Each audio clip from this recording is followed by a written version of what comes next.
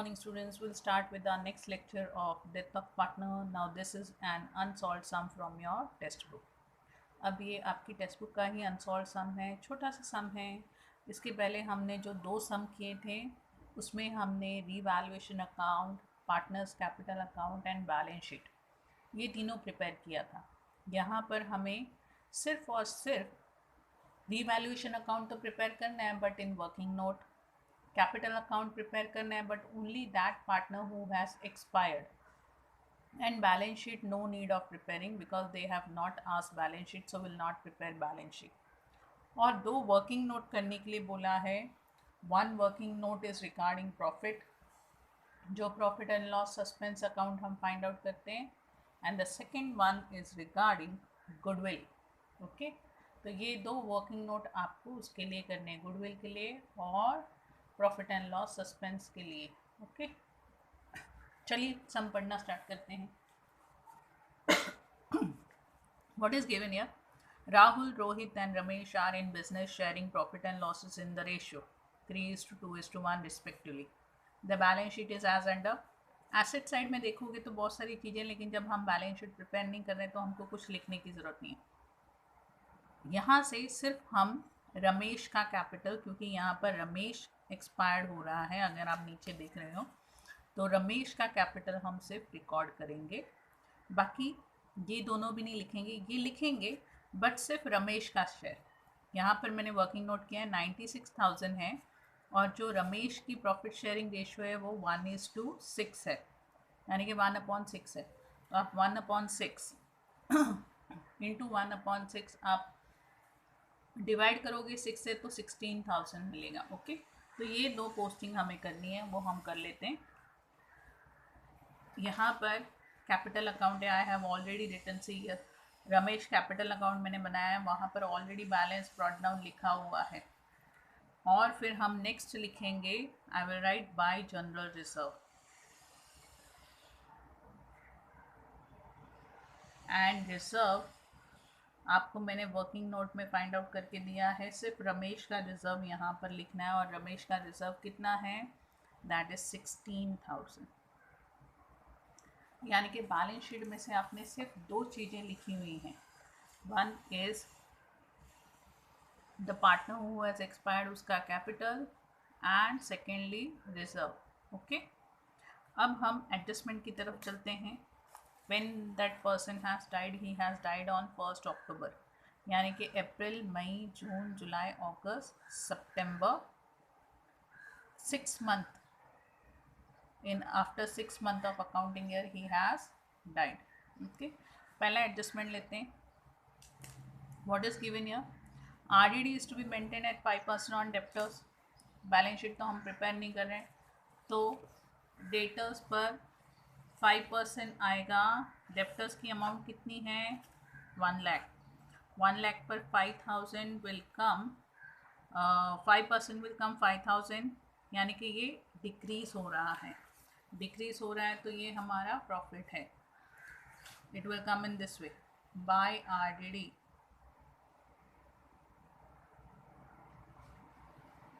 $5,000 और balance sheet asset side no effect. Okay, second adjustment पढ़ लेते हैं. सेकेंड एडजस्टमेंट क्या है?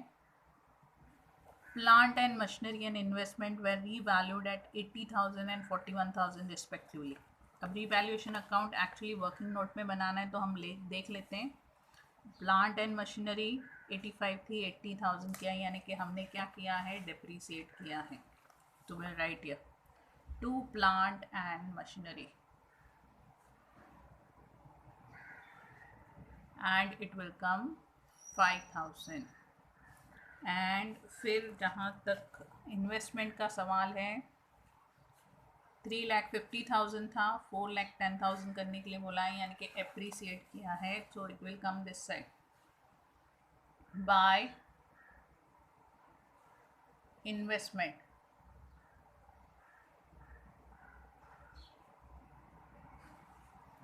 And it will come 60,000. Okay, उसके बाद में if you can see 2 adjustment हमने कर लिए हैं. The third one, third adjustment, if we see what is given here, of the creditor an item of 6,000 was no longer liability, hence was properly adjusted. यानी कि 6,000 creditors में से भी लिखना है, तो वो भी हमारा फ़ायदा हो गया. तो हम कहाँ लिखेंगे यहाँ पर, by creditors how much, 6,000. Fourth adjustment, fourth adjustment is profit find out करनी है रमेश का शेयर. चलिए वर्किंग नोट कर लेते हैं. Down I have left space, will do your profit working note. Okay, कितनी प्रॉफिट दी गई है, 1,20,000 पूरे फर्म की प्रॉफिट है. इसमें से हमको क्या करना है, पहले 6 महीने का प्रॉफिट फाइंड आउट करना है. बिकॉज ही डाइड ऑन 1 अक्टूबर, तो इट विल कम 60,000. ओके, ये आया 60,000. इसके बाद में 60,000 के ऊपर हमें जो पार्टनर एक्सपायर्ड हुआ है रमेश, उसका शेयर फाइंड आउट करना है. 60,000 into what is the profit sharing ratio? Profit sharing ratio is given 3:2:1, यानी कि into 1/6 करेंगे तो रमेश का शेयर मिल जाएगा 10,000. ओके, अब ये 10,000 कहाँ लिखना है आपको भी पता है. एक इफेक्ट जाएगा कैपिटल अकाउंट में, by profit and loss suspense account 10,000. आगे क्या दिया है, ये वर्किंग नोट होप सो आपको समझ में आया होगा. आगे का सम देख लेते हैं आगे क्या दिया है. और वर्किंग नोट जब पूछा है क्वेश्चन में, it carries marks, you are suppose to do it very nicely, explain करके करना है. ओके, आगे क्या दिया है, 5th one, goodwill of the firm is to be valued at 2 times average profit of twice average profit of last 5 years. यहाँ नीचे goodwill दिया है 2012, 12 और 13, 13, 14, 14, 15, 15 और 16, 16 और 17 का. पहले हम गुडविल फाइंड आउट कर लेते हैं. चलिए उसका वर्किंग नोट देख लेते हैं. This is my first working note. Second regarding goodwill. तो पहले मुझे एवरेज प्रॉफिट फाइंड आउट करना है. उसका फॉर्मूला क्या है, total profit divide by number of years. तो हम टोटल प्रॉफिट लिखना स्टार्ट करते हैं. 1,80,000 plus 2 lakh plus 2,50,000 plus 1,50,000 plus 1,20,000. we got the total 9 lakh rupees. अब 1, 2, 3, 4, 5 ईयर्स की प्रॉफिट है, तो हमारा एवरेज प्रॉफिट आया 1,80,000.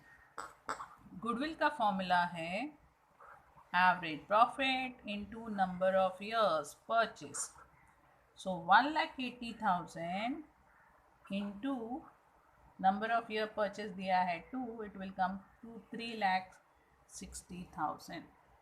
ओके, अब हमें क्या करना है, we are suppose to find his share. ये पूरे फर्म का है, तो हमें जो पार्टनर एक्सपायर्ड हो गया रमेश, उसका शेयर फाइंड आउट करना है. तो कैसे करेंगे, 3,60,000 into 1/6, you will get 60,000 is his goodwill. चलिए इसको लिख लेते हैं.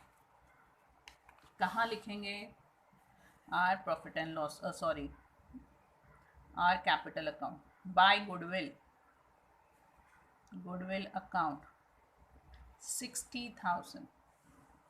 ओके, यहाँ तक क्लियर हुआ, 60,000 आया. अब नेक्स्ट क्या दिया है, नेक्स्ट देख लेते हैं. Ramesh share in it was given to him. Okay, लिख लिया हमने. अब सम बहुत बड़ा था, दूसरे पेज पर भी मैंने लिखा हुआ है. 6th वन क्या है, salary of 5,000 way payable per month was payable to him. Okay, इसकी एंट्री भी कर सकते हैं हम.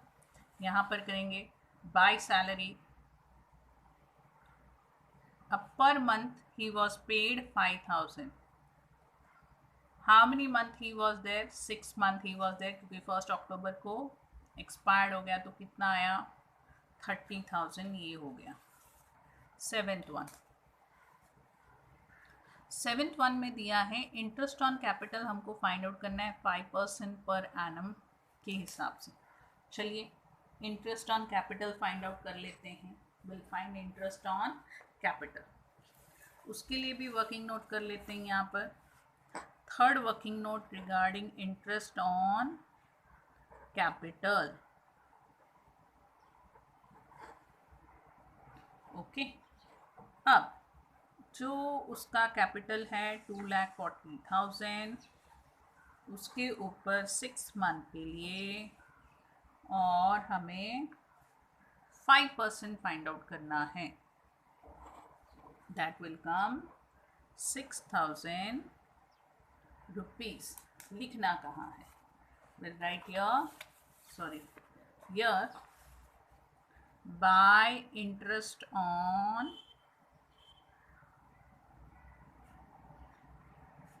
कैपिटल 6,000. ओके, यहाँ तक क्लियर हुआ. अब सम बड़ा है, भले चीज़ें कम पूछी हैं, सम ज़्यादा है. And on drawing is 2,000. Drawing पर भी इंटरेस्ट है. आपको पता है इंटरेस्ट ऑन ड्राइंग हम कहाँ लिखते हैं? इस साइड में लिखते हैं. To interest on drawing 2,000. Next one.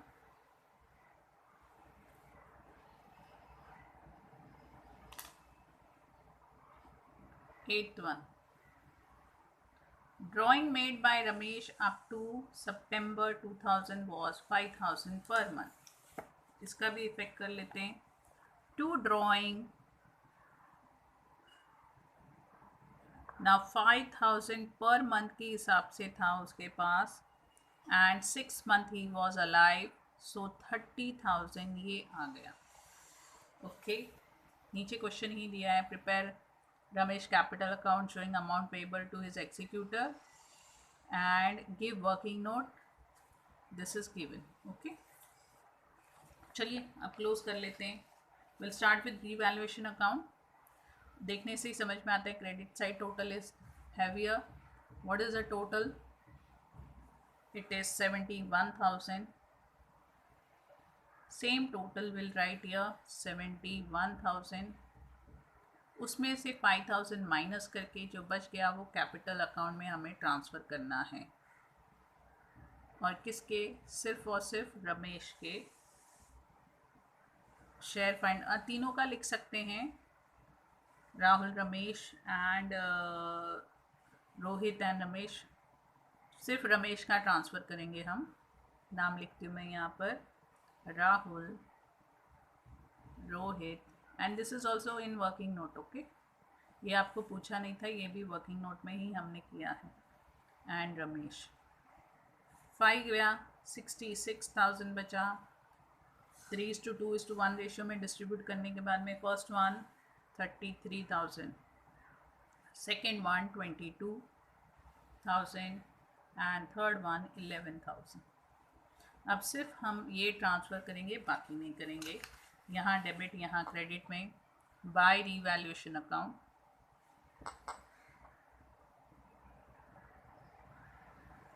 How much it is? 11,000. अब हम इसको क्लोज करेंगे. This side we have 2,40,000, 16 plus 10 plus 60,000 plus 30,000 plus 6,000 plus 11,000 will get the total 3,73,000. वही हम यहाँ पर लिखेंगे. जो बच जाएगा वो टू एग्जीक्यूटर लोन अकाउंट करके हमें लिखना है. अब 3,73,000 में से आप 32 माइनस करोगे, यू विल गेट 3,41,000. अब यहाँ पर बैलेंस शीट तो बोली नहीं है हमको, तो ये हमें कहीं पर भी ट्रांसफ़र करने की ज़रूरत नहीं है. What was asked in the sum? कि valuation account was asked, not asked, but we have supposed to prepare for this profit. तो ये वर्किंग नोट में. Okay,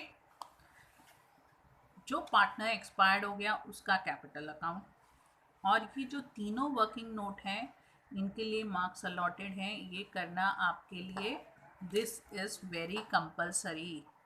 when they are asking working note in some आपको करने हैं. जब उन्होंने नहीं पूछा तभी आप नहीं करोगे तो चलेगा, लेकिन अगर क्वेश्चन में पूछा हुआ है वर्किंग नोट करो तो doing working note is compulsory for you. Without working note it will not do. अब आपकी टेक्स्ट बुक का ही छोटा सा सम है, ध्यान से उसे देखना, लेक्चर व्यू करना. नहीं समझ में आएगा आप मुझे पूछ सकते हो जब मैं गूगल मीट पर लेक्चर लेती हूँ. That time you can ask me that how to do it. I am ready to explain again, but go through the sum very nicely and solve the sum in your notebook. Take care. Have a nice day.